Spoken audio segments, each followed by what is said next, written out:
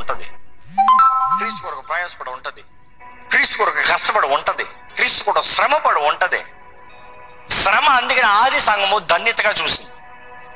You see, I cannot finish without telling about one person from that time, Smyrna. స్మర్ణలో the bishop Polycarp 60 ADలో ఆయన జన్మించాడు. Polycarp ఆయన అపోస్తలుడైన యోహాన్ దగ్గర శిష్యుడిగా చేరాడు. ఆయన దగ్గర నేర్చుకున్న తర్వాత then he started minister in Smyrna. అక్కడ నుండి సంఘంను విస్తరింపజేస్తాము, అక్కడ నుండి ఫిలిపీ సంఘాన్ని బలపరుస్తాము. ఫిలిపీ సంఘాన్ని కూడా ఆయన ఎఫెసస్ రాస్తాము ఉంటుంది, హిస్టరీ చూపిస్తుంది.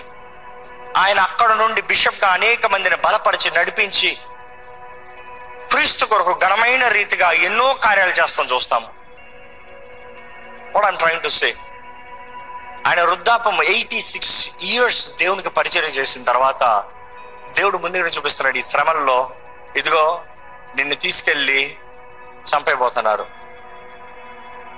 ఆయనకి దేవుడు చూపించాడంట దర్శనము.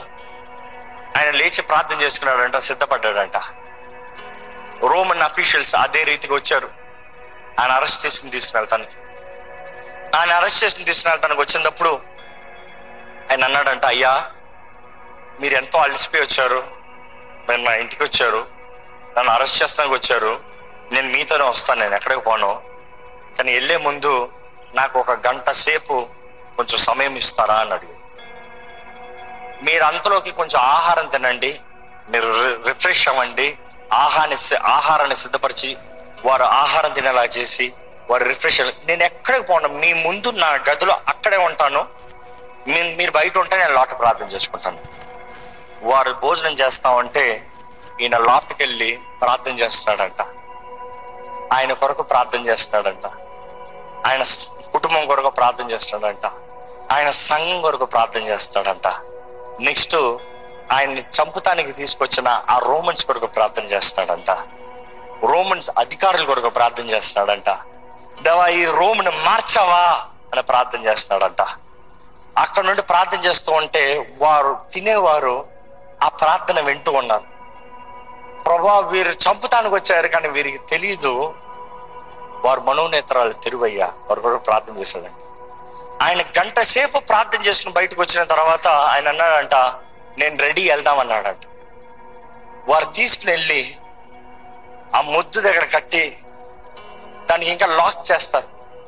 ఆయన అన్నాడు, నన్ను నేను లాక్ చేయక్కర్లేదు, నేను ఎక్కడ పోనా, నేను ఇక్కడ ఉంటాను. ఎందుకంటే చాలా మంది ఆ మంట కాల్చేటప్పుడు పరిగెత్తేస్తారంట. ఆయన అన్నాడు, don't worry, I will be right here.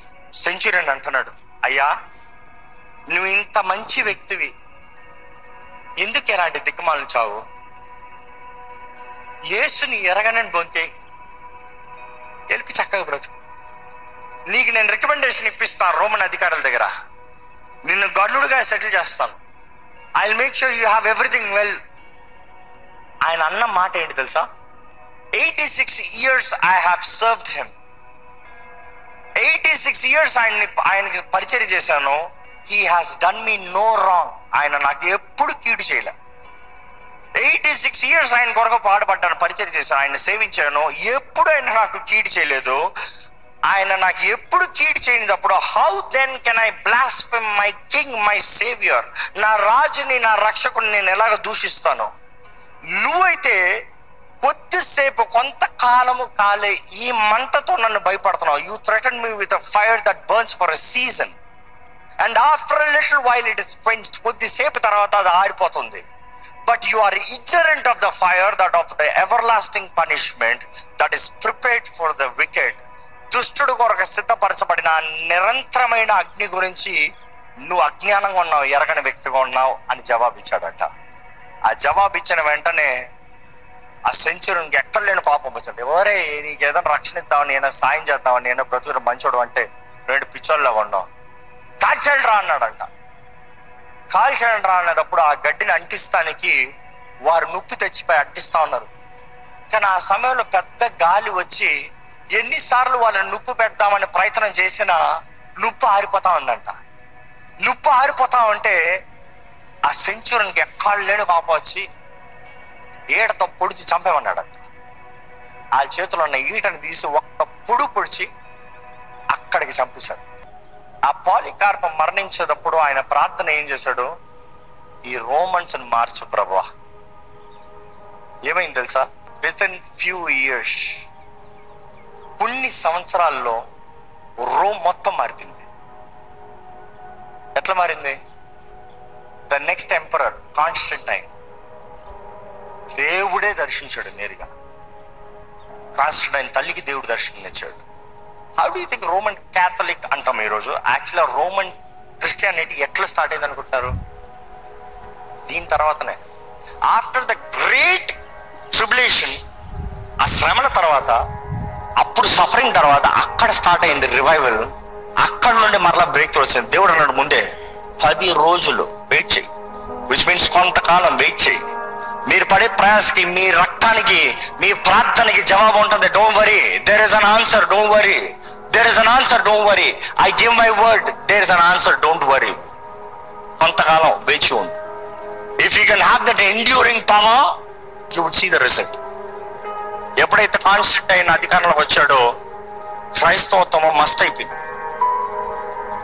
బలిపీఠాలు బద్దలు కొట్టబడ్డాయి, సమస్తం అవన్నీ తుడిచివేయబడ్డాయి. ఇంకా వ్యభిచార కార్యాలన్నీ కట్టివేయబడ్డాయి, మూసివేయబడ్డాయి. ఏదైతే వాక్యానికి విరోధంగా అన్ని ఫ్రీజ్, అన్ని కట్, అన్ని స్టాప్. చూసి అంతవరకు క్రైస్తవుల్ని హింసించిన వారే క్రైస్తవులుగా క్రీస్తుని ఆరాధించే వారిగా మారారు. అఫ్ కోర్స్ దాని తర్వాత కొన్ని సంవత్సరముల తర్వాత again things started to go of.